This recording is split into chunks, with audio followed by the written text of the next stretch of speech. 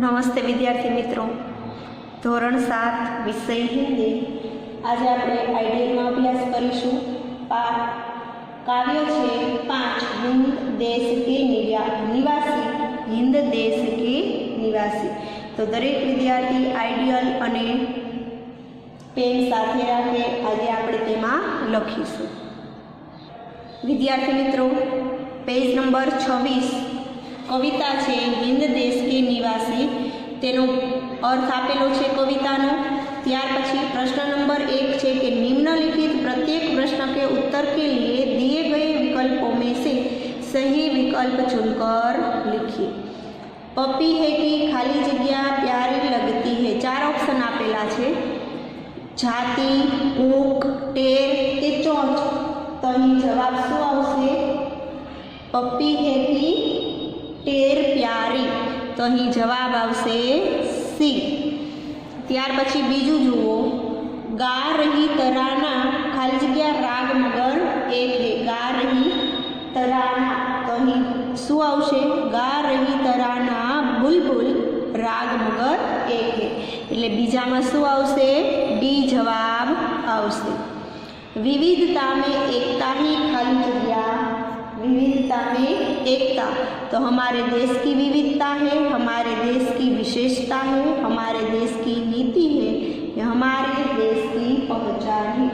तो अहीं जवाब शुं आवशे? आ 4 मांथी अहीं आपेલું છે કે विविधता में एकता ही। तो अहीं जवाब आवशे हमारे देश की विशेषता है। बी जवाब आवशे। त्यार पछी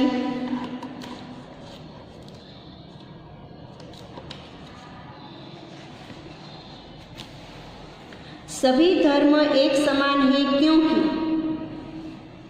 उनका सार एक है, उनके भगवान एक है, धर्म नियम एक है कि जन्मस्थान एक है। तो अहीं जवाब आवशे उनका सार एक है। ए जवाब आवशे। त्यार पछी रिक्त स्थानों की पूर्ति कीजिए। खाली जग्या देश के निवासी सभी जन एक है। तो अहीं शुं जवाब आवशे? हिंद। तो अहीं आपणे जवाबमां लखीशुं हिंद। त्यार पछी बीजू छे कि प्यारे प्यारे फूल गूंथे खाली जग्या में एक है। तो अहीं जवाब आवशे माला। पंथ है निराले सबकी खाली जग्या तो एक है। तो अहीं जवाब शुं आवशे कि पंथ है निराले सबकी। अहीं जवाब आवशे मंजिल।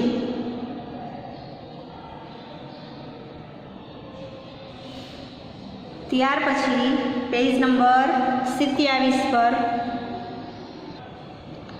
सही वाक्य के सामने और गलत वाक्य के सामने का निशान लगाइए।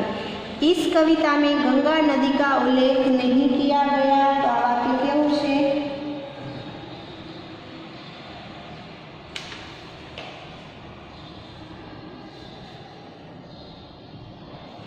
तो अहीं शुं आवशे जवाब कि इस कविता में गंगा नदी का उल्लेख नहीं किया गया है। तो अहीं आ वाक्य केवुं? गंगा नदीनो उल्लेख करवामां तो आवेलो छे। तो अहीं वाक्य आवशे खोटुं। हिंद देश के लोगों के रंग, रूप, वेश, भाषा एक है। तो अहीं जवाब शुं आवशे? तो अहीं जवाब आवशे खोटुं। कारण के हिंद देश में जेटला व्यक्तिओ लोको रहे छे एना रंग, रूप, वेश, भाषा अलग अलग छे पण छतां तेओ एक छे। एटला माटे आ वाक्य केवुं आवशे? खोटुं कि हिंद देश के लोगों के रंग, रूप, वेश, भाषा एक है। तो के ना, खोटुं, अलग अलग छे। त्यार पछी 1-2 वाक्य में उत्तर लिखिए। पहेलुं छे कि माला में कौन कौन से फूल एक रूप है। तो माला में बेला,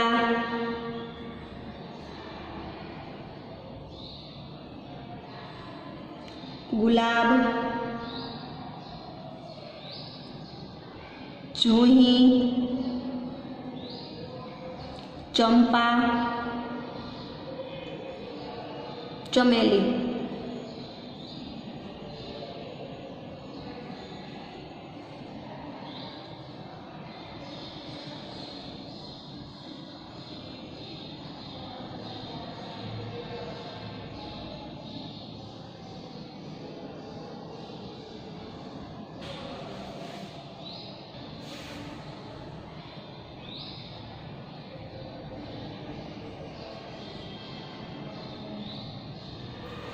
अलग अलग फूलों की माला किसका प्रतीक है? तो અહીં जवाब આવશે कि अलग अलग फूलों की माला विविधता में एकता का प्रतीक है। तो અહીં जवाब આવશે विविधता में एकता का प्रतीक है। एकता का प्रतीक है।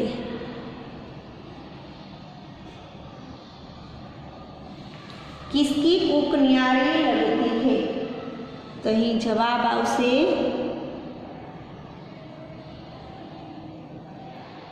कोयल की। चौथो प्रश्न है, कविता में कोयल, पपीहा और बुलबुल किसके प्रतीक है? तो कविता में कोयल, पपीहा, बुलबुल अलग अलग भाषाएं बोलने पर भी एकता के सूत्र में बंधे भारतीयों का प्रतीक है। तो અહીં જવાબ આપણે લખીશું अलग अलग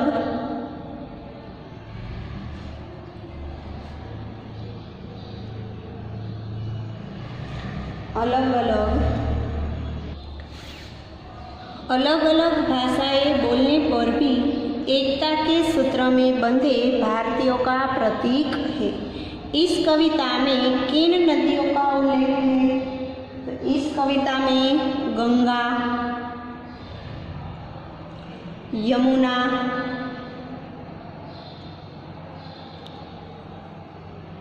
ब्रह्मपुत्र,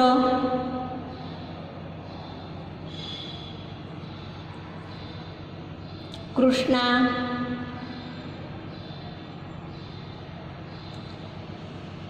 कावेरी,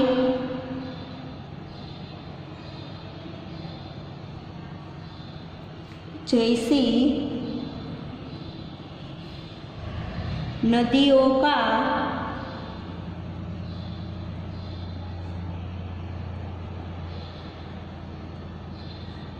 उल्लेख है। त्यार पछी नदियों से हमें क्या संदेश मिलता है? तो नदियों से हमें एक होकर रहने का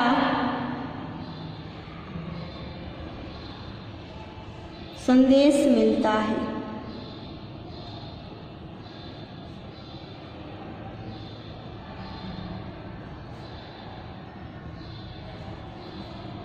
त्यार पछी प्रश्न नंबर 5, निम्नलिखित प्रश्नों के उत्तर लिखिए। हमारे भारत देश में विविधता में एकता कैसे है? तो हमारे देश में रंग, रूप, भाषाएं और वेश अनेक है। जैसे तरह तरह के फूलों को गूंथने पर एक माला बन जाती है, जैसे सभी नदियाँ अलग अलग होने पर भी समुद्र में मिलकर एक हो जाती है, उसी प्रकार हमारे देश की विविधता में भी एकता है। राष्ट्र प्रेम की भावना ने सभी को एकता में बांध दिया है। बीजू है कि हिंदुस्तान के निवासी किस प्रकार एक है? तो अलग अलग तरह के फूल माला में गूंथने पर एक हो जाते हैं। पंछियों के बोलने का राग एक सा होता है।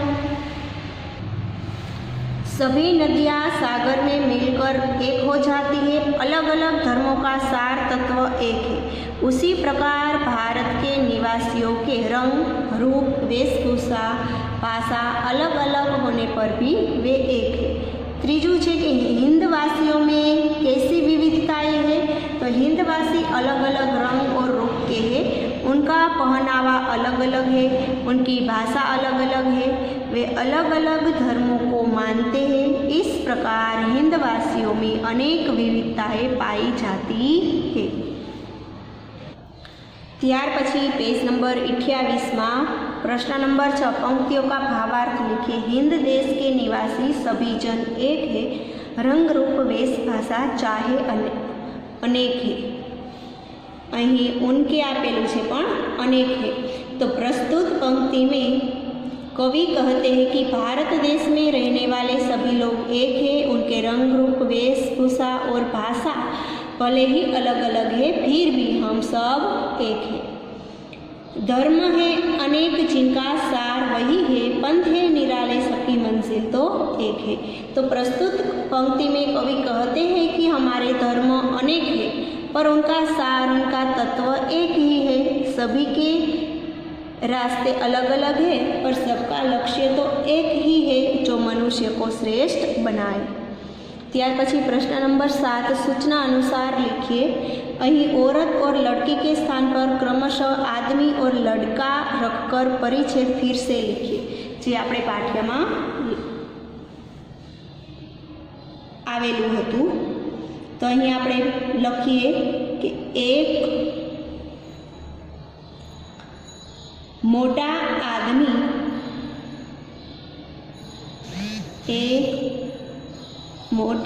आदमी जा रहा था, पीछे पीछे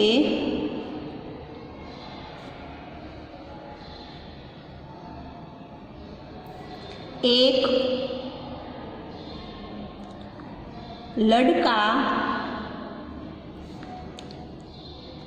चल रहा था।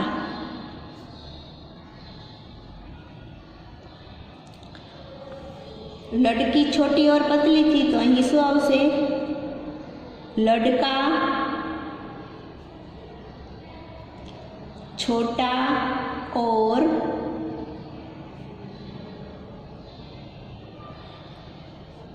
पतला था। औरत को पता चला तो औरतनी जगह शुं लखवानुं छे? आदमी। आदमी को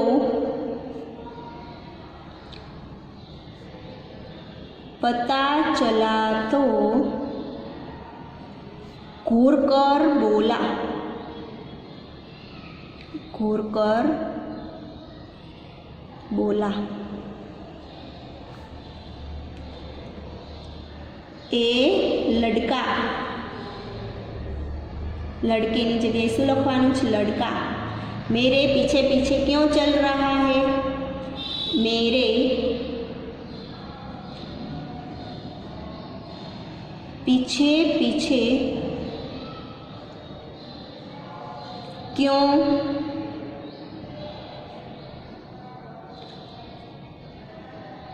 चल रहा है? लड़का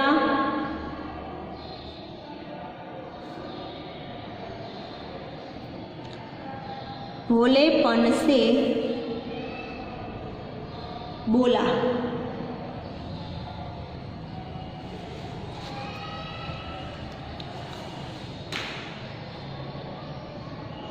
मैं तो केवल छांव के नीचे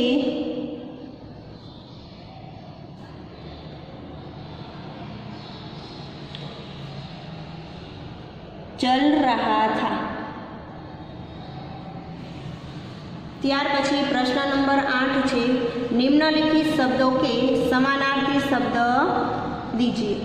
अहीं पेलुं छे देश, तो समानार्थी शब्द थशे राष्ट्र, पंथ, रास्ता, फूल तो कुसुम, तेनो समानार्थी शब्द थशे कुसुम। निराला तो अनूठा, अनूठा। सागर तो समुद्र।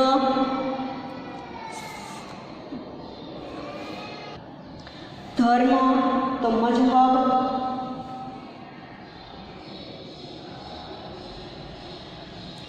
मंजिल तो ध्येय, प्रगति, उन्नति। प्रतीक तो चिन्ह।